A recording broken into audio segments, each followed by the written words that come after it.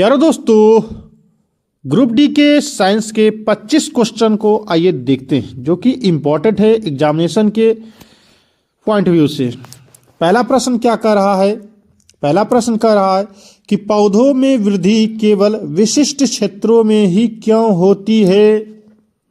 तो इसका correct option होगा मेरिस्टेमेटिक उत्तक केवल विशिष्ट क्षेत्रों में ही स्थित होते, अर्थात इसका करेक्ट ऑप्शन डी होगा। पादप कोशिका भित्ति मुख्य रूप से बनी होती है, किससे बनी होती है? तो यह मुख्यतः सेलुलोज से बनी होती है। निम्नलिखित में कौन सी धातु आसवन द्वारा शुद्ध की जाती है? क्या आसवन द्वारा शुद्ध की जाती है? तो इसका करेक्ट ऑप्शन होगा जस्ता। आगे देखिए, नेक्स्ट प्रश्न की बात करते हैं, चौथा की बात करते हैं। चौथा क्या कह रहा है कि निम्नलिखित में से किस प्रक्रिया में पोषण नाला से अवशोषित पदार्थों का विभिन्न अंगों तक परिवहन होता है, जहां उनका उपयोग जटिल पदार्थों के निर्माण हेतु किया जाता है? तो उसको क्या कहता है? तो उसको स्वांगीकरण कहते। क्या स्वांगीकरण कहते? क्या स्वांगीकरण। एथेनॉल को सांद्र सल्फ्यूरिक अम्ल की अधिकतम 443 के पर गर्म करने पर एथीन प्राप्त होता है। क्या प्राप्त होता है? एथीन प्राप्त होता है। तो होने वाला रासायनिक परिवर्तन क्या कहलाता है? तो इसको क्या कहते हैं? निर्जलीकरण कहते। क्या कहते हैं? निर्जलीकरण कहते हैं। इधर देखिए, छठा प्रश्न की बात करते हैं। तो 15 ओम और 5 ओम दो प्रतिरोध को 12 वोल्ट की बैटरी के साथ श्रेणी क्रम में जोड़ा गया है, तो सर्किट में कितना धारा होगा? आइए इसको देखते हैं। यह देखिए, एक है यह रेजिस्टेंस है, ठीक, और यहाँ देखिए वोल्टेज सप्लाई कर दिया, यही बोल रहा है। एक है 15 ओम, क्या है 15 ओम, और एक है 5 ओम, ठीक। अब इसको यहाँ दे रखा है 12 वोल्ट की बैटरी से श्रेणी क्रम में जोड़ रखा है। तो देखिए, श्रेणी में रेजिस्टेंस की जो वैल्यू होती है वो ऐड होती है R1 plus R2 dot dot dot, ठीक। तो देखिए 15 प्लस 5 क्या हो जाएगा? 15 प्लस 5 बराबर हो जाएगा 20। हम डायरेक्ट आंसर ही बोल दिए भाई। अब देखिए I बराबर क्या होता है? I बराबर होता है V/R, क्योंकि निकालने क्या बोल रहा है? निकालने बोल रहा है क्या? करंट। क्या रासायनिक होने वाली, देखिए एथिन नहीं, वो नहीं है, तो कितनी धारा प्रवाहित होगी? क्या धारा प्रवाहित होगा? तो देखिए I बराबर, I का मान दे रखा है, I बराबर कितना? वोल्टेज का मान दे रखा है 12 वोल्ट बटा रेजिस्टेंस की वैल्यू कितना निकाले थे? 20। अब इसको काटिएगा तो इसकी वैल्यू कितना आएगा? 0.6, अर्थात इसको हम बोल सकते हैं 6 एम्पियर। देखिए कहीं ऑप्शन में 6 एम्पियर दिख रहा है या 0.6 दिख रहा है ना? या देखिए 0.6 दिख रहा है या पॉइंट के बाद दिया हुआ, अर्थात करेक्ट ऑप्शन क्या हो जाएगा? वी। 6 एम्पियर है ना, अर्थात इसका करेक्ट ऑप्शन क्या हो जाएगा? वी। इतना बढ़िया से समझाए भाई, कंटेंट को देखिए और शेयर करिए, ठीक। 7वां प्रश्न की बात करते हैं। क्या होता है जब एक पेंडुलम वाव अपनी औसत स्थिति से चरम स्थिति तक झूलता है? तो उसको क्या कहते हैं? तो स्थितिज ऊर्जा बढ़ती है और गतिज ऊर्जा क्या होती है? घटती है, ठीक। क्या होता है जब एक पेंडुलम वाव अपनी औसत स्थिति से चरम स्थिति पर झूलता है तो स्थितिज ऊर्जा बढ़ती है और गतिज ऊर्जा घटती है। प्रजनन स्वास्थ्य में गर्भ निरोधक का क्या उद्देश्य? गर्भ निरोधक का क्या उद्देश्य? तो अनियोजित गर्भधारण को रोकना। क्या? अनियोजित गर्भधारण को रोकना। इधर देखिए 9वां की बात करते हैं। हवा से तिरछी दिशा में चलकर कांच के एक स्लैब पर पड़ने वाला प्रकाश की किरण पर विचार करें। निम्नलिखित में कौन सा कथन सत्य है? तो इसका करेक्ट ऑप्शन हो जाएगा, करेक्ट ऑप्शन क्या होगा? पहले इसको देखिए, आपतन कोण अपवर्तन कोण से छोटा होता है, यह बात क्या है? गलत है, ठीक, बड़ा होता है।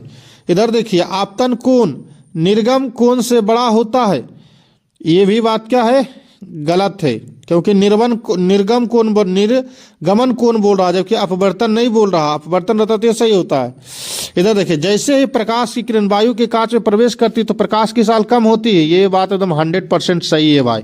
यह देखिए प्रिज्म है, मान लीजिए इधर से कोई प्रकाश आ रहा है, जब इसके अंदर इंटर करेगा तो प्रकाश की वैल्यू थोड़ा तो स्लो होगी और यह इधर बाहर निकलेगी। ठीक, तो यही बोल रहा है तीसरा। चौथा की क्या बोल रहा है कि आपतित किरण निर्गत किरण एक दूसरे की समानांतर होते हैं। एकदम सही होता है, समानांतर ही होता है, अर्थात इसका करेक्ट ऑप्शन बी होगा।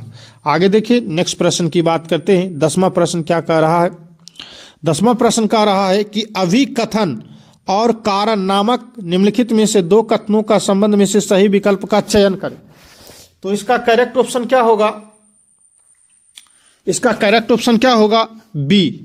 क्या होगा? वी। अर्थात ध्वनि तरंगे और क्या बोल रहा है? अर्थात ध्वनि तरंगे क्या बोल रहा है?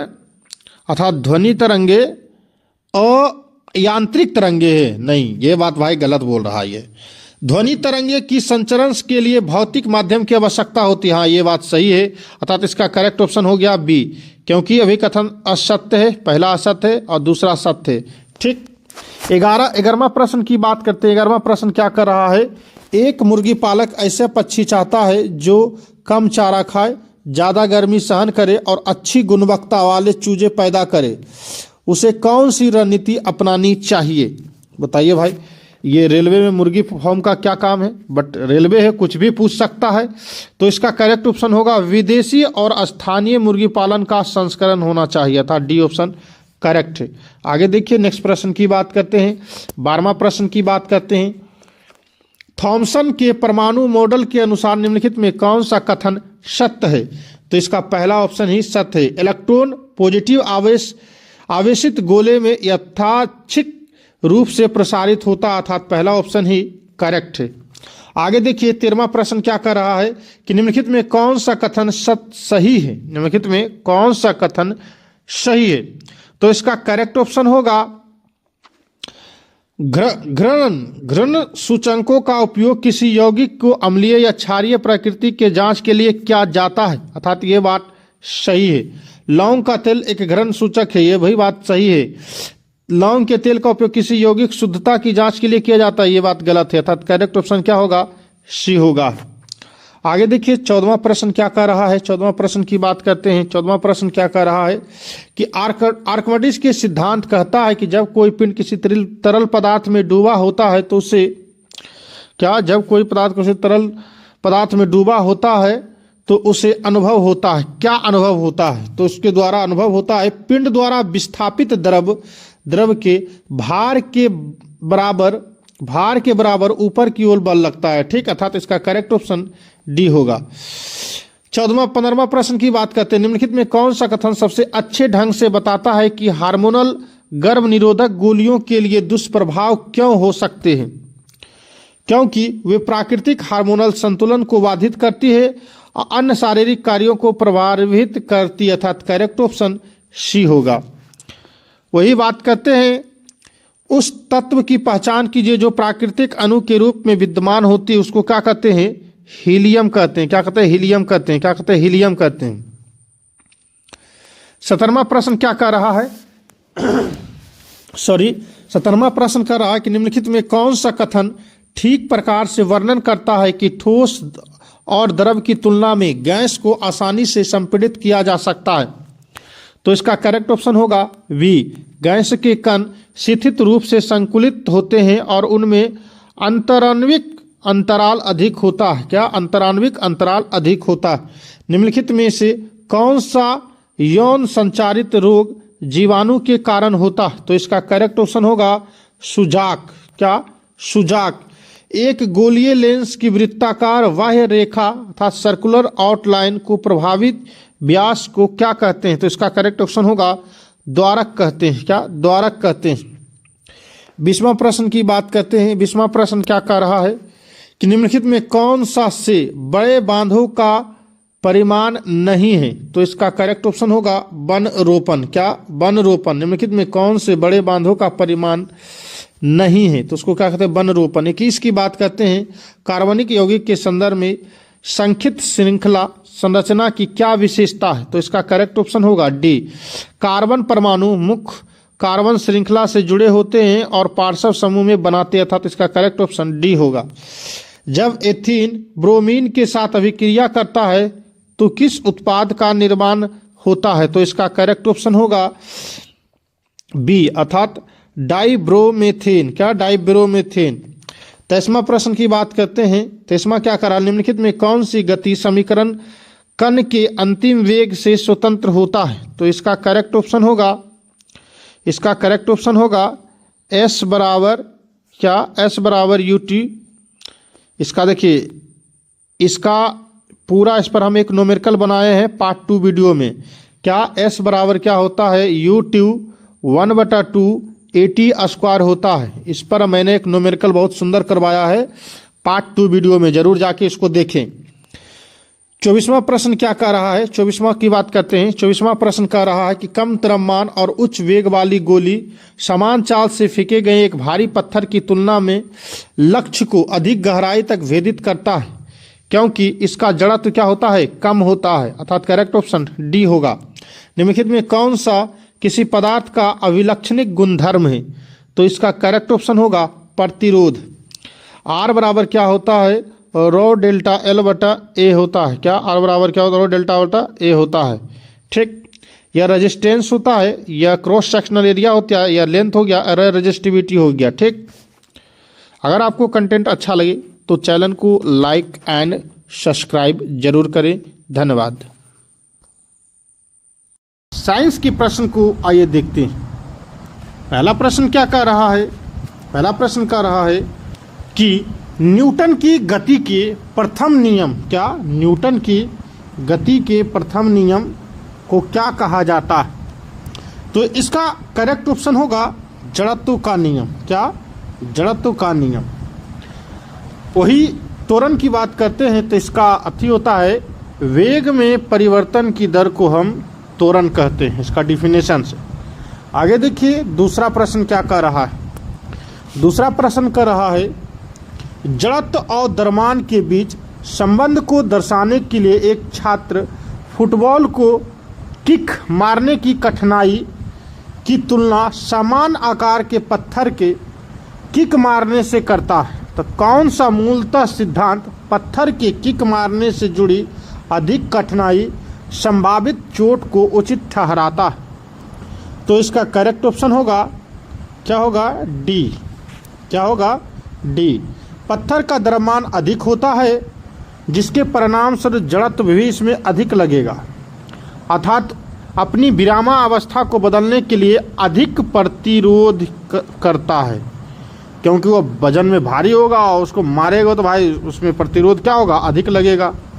ठीक, आगे देखिए नेक्स्ट प्रश्न की बात करते हैं। नेक्स्ट प्रश्न क्या कह रहा है? तीसरा प्रश्न की बात करते हैं। तीसरा प्रश्न कह रहा है कि जब बेरियम क्लोराइड सोडियम सल्फेट के साथ अभिक्रिया करता है तो किस प्रकार की अभिक्रिया होती है? तो इसका करेक्ट होगा दोहरा विस्थापन। क्या? दोहरा विस्थापन। चारमा की बात करते हैं। चारमा प्रश्न की बात करते हैं तो निम्नलिखित में से कौन सा उदाहरण वास्तविक जीवन में लाइमोसोम की भूमिका को सर्वोत्तम रूप से दर्शाता है? तो इसका करेक्ट ऑप्शन होगा बी, हानिकारक जीवाणुओं को निगलने तथा विघटित करने वाला एक श्वेत रुधिर कोशिका की बात करते हैं। आगे देखिए अगला प्रश्न क्या कर रहा है? पांचवा प्रश्न की बात करते हैं। पांचवा प्रश्न क्या कह रहा है कि तरंग का आयाम बढ़ाने पर निम्नलिखित में से किसमें वृद्धि होता है? तो इसका करेक्ट ऑप्शन होगा तरंग की ऊर्जा की। किसकी होगा? तरंग की ऊर्जा की। आगे देखिए छठा प्रश्न की बात करते हैं। हाइड्रा की मुकुलन, क्या? हाइड्रा की मुकुलका प्रक्रिया के चरणों का अनुक्रम क्या है? तो इसका करेक्ट ऑप्शन होगा डी, मुकुलन आरंभ, मुकुलन परिपक्वता, मुकुलन वियोजन और नई वृष्टि होगा।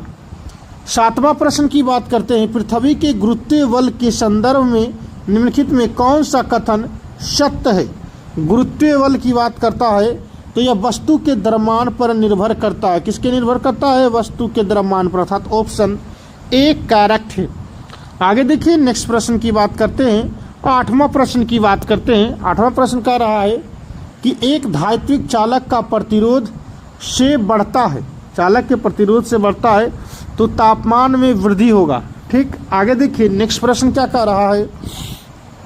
9वां की बात करते हैं, तो निम्नलिखित कथनों में से कौन सा कथन सही है। तो इसका पहला कथन कह रहा है कि वह सीधे धारावाही चालक के चारों ओर उत्पन्न मैग्नेटिक फील्ड क्षेत्र रेखाएं तार के अनुदिश केंद्रित तथा सकेंद्रित वृत्त बनाती है। दूसरा कह रहा कि इन चुंबकीय क्षेत्र रेखा की दिशा दक्षिण हस्त अंगूठा के नियम का उपयोग करके निर्धारण की जाती है। तो ये क्या कर रहा है, दोनों ही क्या कर रहा है, सही सही बोल रहा है भाई, क्योंकि सीधे धारावाही चालक के चारों ओर उत्पन्न मैग्नेटिक फील्ड की दिशा अनुदिश केंद्रीय और वृत्तीय होता है। सही बात है। जैसे मान लो यह नॉर्थ है, यह साउथ है, तो इसका मैग्नेटिक फील्ड इधर से जाएगा, इंटर ऐसे करेगा, तो ये क्या बन रहा है, वृत्तीय बन रहा है। ठीक, और इन चुंबक रेखा की दिशाओं दक्षिणा हस्त अंगूठा के नियम का उपयोग करके निर्धारित किया जाता है। सही बात है। वही पूछ दे कि अंगूठा क्या करता है, तो यह बोलता है मोशन ऑफ कंडक्टर। ठीक, वही की बात करता है, तो यह फ्लक्स का क्या बोलता है, तर्जनी अंगुली जो है क्या फ्लक्स को दर्शाता है, जबकि मध्यमा है जो करंट की डायरेक्शंस को दर्शाता है। आगे देखिए नेक्स्ट प्रश्न की बात करते हैं। 10वां प्रश्न की बात करते हैं। 10वां प्रश्न क्या कर रहा है कि निम्नलिखित रासायनिक अभिक्रिया का अवलोकन कीजिए। सॉरी, निम्नलिखित रासायनिक अभिक्रिया का अवलोकन कीजिए। H2S + I2 बराबर होता है 2HI1 + S होता है। ठीक, तो इसमें क्या अवलोकन करना है, सही बात होगा, क्योंकि यहाँ देखिए I के नीचे में 2 लगा हुआ है, H के बगल में क्या है 2 लगा लो, तो HI के आगे दोनों के बदले यहाँ 2 लगा दिए, तो ये दोनों में मल्टीप्लाई हो रहा है, प्लस S के साइड क्या है, कुछ है नहीं है, तो सीधे S यहाँ आ जाएगा। यही अवलोकन है और क्या, एकदम आसान प्रश्न है। कथन क्या बोल रहा है, तो निम्नलिखित में कौन सा कथन रेडॉक्स अभिक्रिया का सही वर्णन करता है। कौन है जो सही वर्णन करता है, तो पहला बोल रहा है कि हाइड्रोजन सल्फाइड ऑक्सीकरण से सल्फर का निर्माण करता है। एकदम सही है भाई। आयोडीन का अपचयन होता है जिससे हाइड्रोजन आयोडीन बनाता है, एकदम हाइड्रोजन आयोडीन बनाता है। ये भी बात एकदम क्या है, सही, अर्थात करेक्ट ऑप्शन क्या हो जाएगा, बी, अर्थात दोनों क्या है, सही है। 11वां प्रश्न आइए देखते हैं। 11वां प्रश्न क्या कह रहा है कि एक हाउसिंग सोसाइटी ने अपशिष्ट को 2 डिब्बों में पृथक करना शुरू किया है। हरा रसोई अपशिष्ट के लिए नीला प्लास्टिक धातु और कांच के लिए इस प्रक्रिया का मुख्य लाभ क्या है। तो इसका करेक्ट ऑप्शन होगा, इसे अजैविक निम्नीकरणीय अपशिष्ट के जैव निम्नीकरणीय अपशिष्ट से पृथक करने में सहायता प्रदान करता था। डी ऑप्शन क्या है, सही है। वही 12वां प्रश्न की बात करते हैं। रदरफोर्ड अल्फा प्रकीर्णन का प्रयोग निम्नलिखित में से किसकी खोज हुई थी। अल्फा प्रकीर्णन की बात करता था, या नाभिक की खोज हुई थी। ठीक, आगे देखिए 13वां प्रश्न की बात करते हैं। सुकेंद्री कोशिका में केंद्रक का मुख्य कार्य क्या है।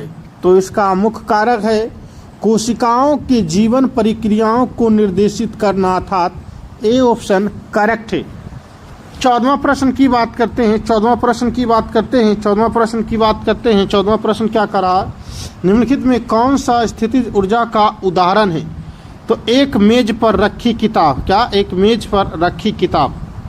15वां की बात करते हैं। जब श्वेत प्रकाश कांच के प्रिज्म पर आधारित होता है तो वो उसके सभी घटक रोगों में से बैंगनी रंग सबसे अधिक वंकन करता है। यह किस कारण होता है। तो इसका करेक्ट ऑप्शन होगा, बैंगनी रंग का तरंगदैर्घ्य न्यूनतम होती है, इसलिए इसका अपवर्तनांक अधिकतम होता, अर्थात ए ऑप्शन ही करेक्ट है। आगे देखिए नेक्स्ट प्रश्न की बात करते हैं। द्विखंडन के दौरान कितनी सतत कोशिका बनती है। तो द्विखंडन है तो भाई 2 ही बनेगा, अर्थात बी ऑप्शन करेक्ट है। आगे देखिए नेक्स्ट प्रश्न की बात करते हैं।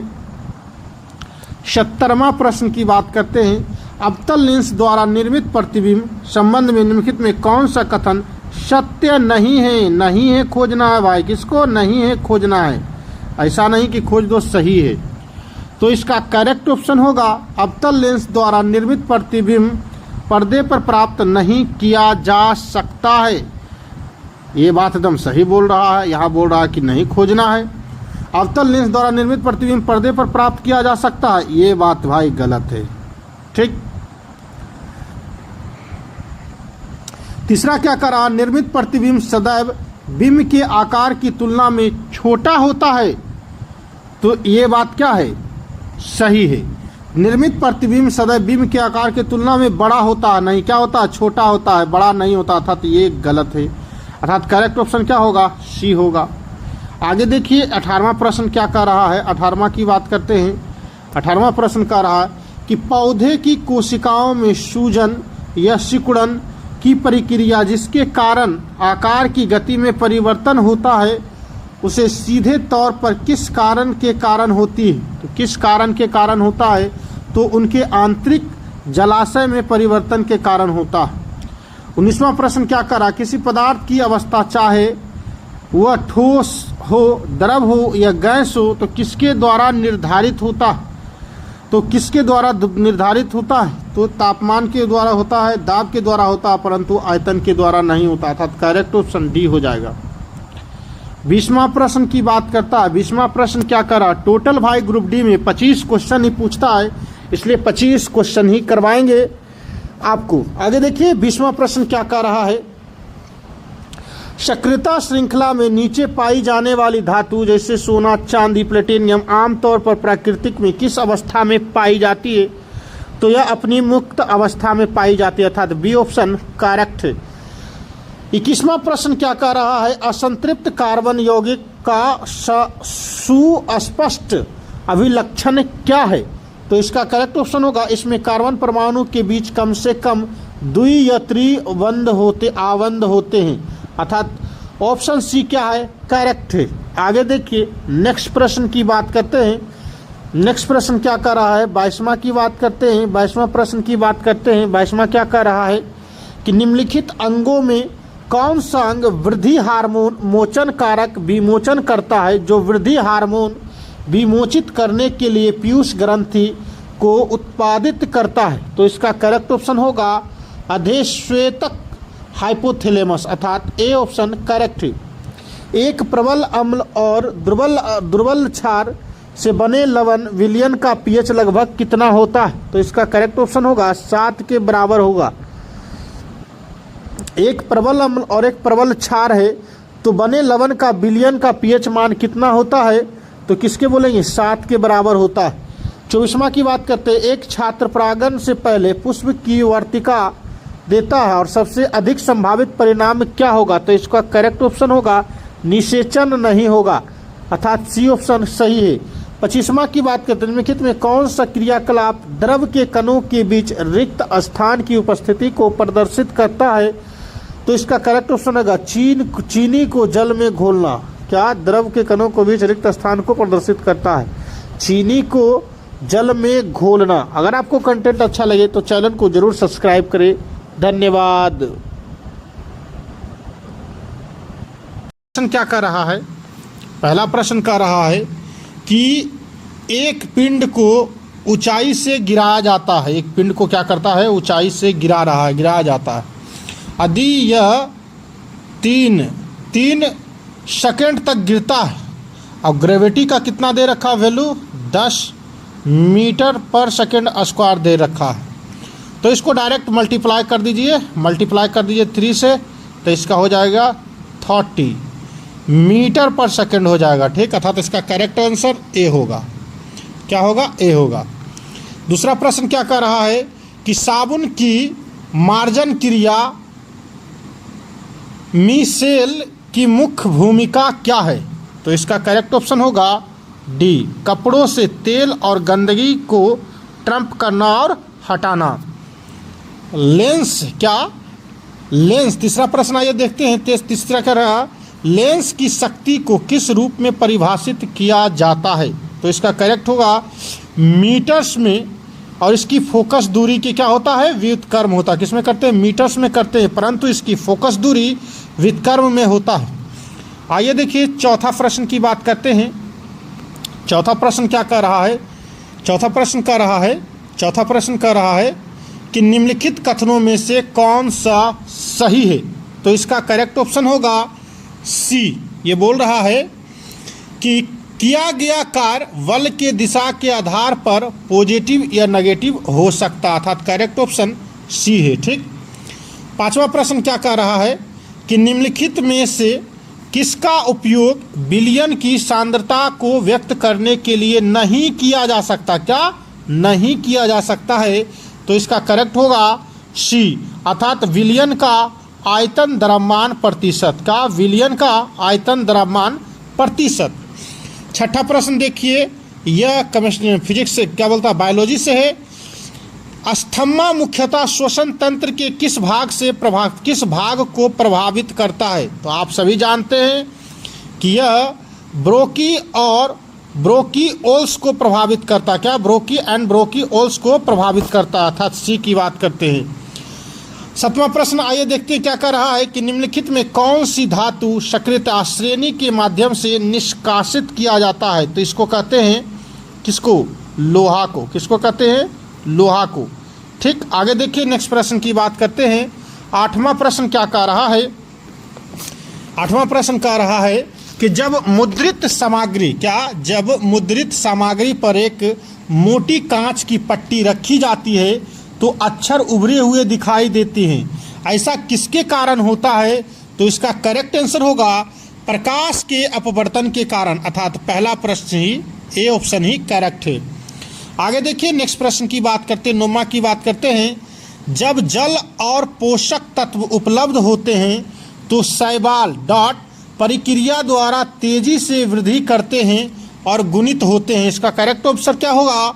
खंडीय भवन द्वारा, अर्थात फेरोमैग्नेटिज्म के द्वारा। क्या? खंडीय भवन की बात करते हैं। आगे देखिए नेक्स्ट प्रश्न क्या कह रहा है?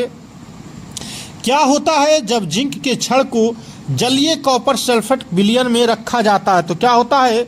तो इसका करेक्ट ऑप्शन होगा वी, कॉपर सल्फेट विलयन का नीला रंग फीका पड़ जाता है। क्या? कॉपर सल्फेट विलयन का नीला रंग फीका पड़ जाता है, अर्थात करेक्ट ऑप्शन बी है। आगे देखिए 11वां प्रश्न क्या कह रहा है? क्या 11वां प्रश्न क्या कह रहा है? 11वां प्रश्न की बात करते हैं। क्या 11वां प्रश्न की बात करते हैं? 11वां प्रश्न कह रहा है क्या होता है जब जिंक के छड़ को जलीय कॉपर सल्फेट के विलयन में रखा जाता है? तो इसका करेक्ट ऑप्शन होगा, बता दिए हैं, कॉपर सल्फेट विलयन का नीला रंग क्या हो जाता है? फीका पड़ जाता है। 11वां प्रश्न क्या कह रहा? निम्नलिखित में कौन सा कथन सही है? विभवांतर वोल्ट को मापता है। एकदम सही है भाई। 1 वोल्ट 1 न्यूटन प्रति कूलम के बराबर होता है, ये बात एकदम गलत होता है। ठीक। विभवांतर वोल्ट का मापा जाता है, एकदम सही है। इसलिए पहला बी करेक्ट का ऑप्शन है, केवल कथन सही फर्स्ट है। वह कौन सा पेट्रोलिट पक्षी है जिन्हें अंडे उत्पादन के लिए पाला जाता है? तो इसका करेक्ट ऑप्शन होगा लेयर्स। किसका? लेयर्स। 13वां प्रश्न की बात करते हैं। 13वां प्रश्न कह रहा है कि कोशिका विभाजन के किस विधि द्वारा द्विगुणसूत्रों को अनुगणित युग्मों में विभाजित किया जाता है? तो इसका करेक्ट ऑप्शन होगा अर्धसूत्री विभाजन। क्या? अर्धसूत्री विभाजन। टोटल प्रीवियस ईयर प्रश्न है जो कि आपको एग्जाम्स के लिए हेल्पफुल हो। आगे देखिए 14वां प्रश्न क्या कह रहा है? एक ध्वनि तरंग की आवृत्ति 50 हर्ट्ज होता है तो एक तरंग पूरा करने में कितना समय लगता है? आइए इसको बता देते कितना है। 50 हर्ट्ज होता है तो F बराबर क्या होता है? 1/T होता है। ठीक। तो हमको क्या पूछ रहा है? टाइम पूछ रहा है, तो टाइम बराबर हो जाता है 1/F हो जाएगा। ठीक। अब 1/F हो गया तो 1 से यहाँ लगा दीजिए, 50 से भागा तो यह कट के आएगा 0.02 आ जाएगा। ठीक। क्योंकि यहाँ देखिए 50 है और ऊपर 1 है तो यहाँ डबल शून्य दीजिएगा नहीं, तो यहाँ 0.0 दीजिएगा और उसके बाद काटिएगा तो 50 दूनी 100 हो जाएगा, अर्थात इसका करेक्ट ऑप्शन कहाँ मैच कर रहा है, आइए देखते हैं। तो इसका करेक्ट ऑप्शन मैच कर रहा है 0.02 सेकंड हो गया। ठीक, आपको एकदम बढ़िया डिटेल से समझाया जाएगा। देखिए 15वां प्रश्न क्या कह रहा है कि निम्नलिखित में से कौन सा जीव प्रक्रिया प्रजातीय में विविधता लाने के लिए महत्वपूर्ण है। तो इसका करेक्ट ऑप्शन होगा लैंगिक जनन अर्थात सेक्सुअल रिलेशनशिप। ठीक, कौन सा जीवन प्रक्रिया प्रजातियों में विविधता लाने के लिए महत्वपूर्ण है, सही बात है। वह प्रक्रियात्मक समूह जिसमें ऑक्सीजन विषम परमाणु नहीं होता है। किसमें नहीं होता है, तो हेलो एल्कन में नहीं होता। किसमें होता, ए ऑप्शन में ही। क्या है, ए ऑप्शन में, अर्थात हेलो एल्कन की बात करते हैं। आगे देखिए नेक्स्ट प्रश्न की बात करते हैं, 17वां प्रश्न की बात करते हैं। 17वां क्या कह रहा है, 17वां प्रश्न कह रहा है कि निम्नलिखित में कौन सा कथन स्थिर अनुपात नियम का सर्वोत्तम रूप से वर्णन करता है। तो इसका करेक्ट ऑप्शन होगा किसी रासायनिक यौगिक में समान तत्व सदैव द्रव्यमान के समान के अनुपात में होता है, अर्थात इसका करेक्ट ऑप्शन डी हो गया। 18वां प्रश्न क्या कह रहा है, निम्नलिखित में कौन सा एक समान वित्तीय गति का उदाहरण प्रस्तुत करता है। तो इसका करेक्ट ऑप्शन होगा नियत चाल घूर्णन से गति करती हुई पंखे की ब्लेड। क्या, बी ऑप्शन करेक्ट है।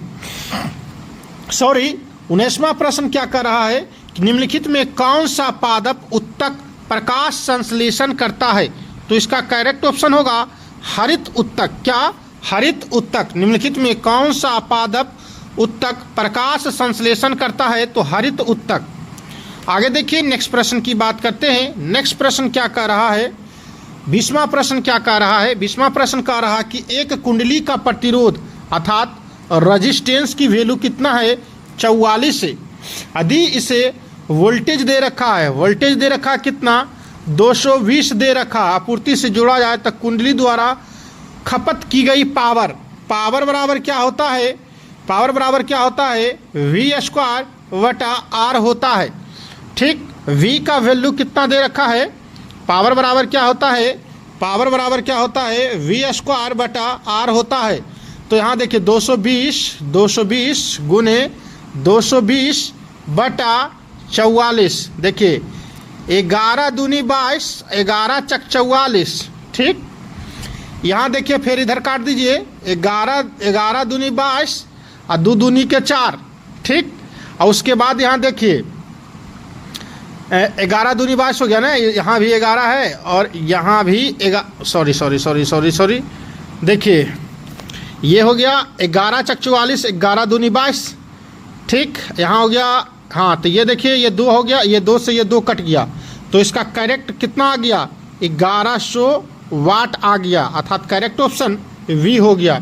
आइए इसको फिर से समझते हैं।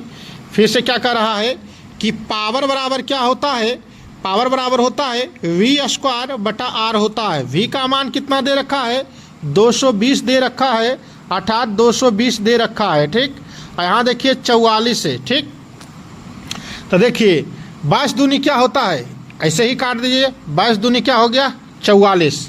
तो यहाँ कितना बच गया, 10 बच गया। ठीक, और यहाँ से 2 ये काटिए, 11 दूनी कितना हो गया, 22। अब मल्टीप्लाई कर दीजिए, तो यहाँ देखिए 11 तो 11 हो गया और ये 2 शून्य है तो 2 शून्य बैठा दीजिए, अर्थात 1100 वाट आ गया आंसर। करेक्ट एकदम समझाया। ऐसे ही आप एग्जाम में सोल्व करिएगा। अगर आपको कंटेंट अच्छा लग रहा तो चैनल को जरूर सब्सक्राइब करिए और लाइक करिए एंड शेयर करिए। धन्यवाद। आगे देखिए 21वां प्रश्न की बात करते हैं। पृथ्वी की परिक्रमा, क्या पृथ्वी की परिक्रमा एक वृत्तीय पथ पर नियत गति से करने वाले उपग्रह की गति एक समान वृत्तीय गति का एक उत्कृष्ट उदाहरण है। इस गति का कौन सा त्वरण शून्य होने से रोकता है। तो इसका करेक्ट ऑप्शन होगा डी। क्या होगा, डी। गति की दिशा प्रत्येक बिंदु पर निरंतर बदलती रहती है, अर्थात आवेग परिवर्तन हो। क्या आवेग परिवर्तन हो। 22वां प्रश्न क्या कर रहा है, क्या होता है जब एक नेफ्थलीन बॉल्ब को खुली जगह में धातु की प्लेट में जला दिया जाता है। जलाने से क्या होता है, जब एक नेफेथिलीन वॉल को खुली जगह में धातु की प्लेट में जला दिया जाता है तो यह धातु की प्लेट पर काले कजली निफेक्स के साथ पीला ज्वाला के साथ जलता है। ठीक, अर्थात डी ऑप्शन का करेक्ट है। आगे देखिए, अगला प्रश्न है बायोलॉजी से क्या कह रहा है कि प्रजनन के दौरान डीएनए प्राकृतिक बनाना क्यों महत्वपूर्ण है। तो इसका करेक्ट ऑप्शन होगा लक्षणों के वंशागणित के लिए। ठीक, वही प्रजनन की बात होता है, वही बात हम प्रजनन को समझाते हैं। अगर यह है महिला की बात करते हैं तो XX होता है, पुरुष की बात करते हैं तो X एंड Y होता है। अब मान लिए दोनों में, स्त्री और पुरुष में संभोग होगा तो यह देखिए, अगर XX क्या अदर इधर से भी X आया और पुरुष से और स्त्री से X आया तो ये होगा बेटी। ठीक, और इधर से मान लीजिए Y गया और इधर से X आया तो XY क्या हो जाएगा, बेटा हो जाएगा। ठीक, अगर आपको कंटेंट अच्छा लगे चैनल को सब्सक्राइब जरूर करें। आगे देखिए, नेक्स्ट प्रश्न की बात करते हैं, 24वां की बात करते हैं। निम्नलिखित में कौन सा विकल्प मछली संवर्धन शब्द का सर्वोत्तम रूप वर्णन करता है। तो इसका करेक्ट ऑप्शन होगा सी, मछलियों का पालन। अब 25वां प्रश्न देखिए, क्लोरीन का आंशिक परमाणु द्रव्यमान निम्नलिखित में से किसके कारण होता है। तो किसके कारण होता है, समस्थानिक के उपस्थिति के कारण। अगर आपको कंटेंट अच्छा लगे तो लाइक एंड सब्सक्राइब करें। धन्यवाद वीडियो देखने के लिए।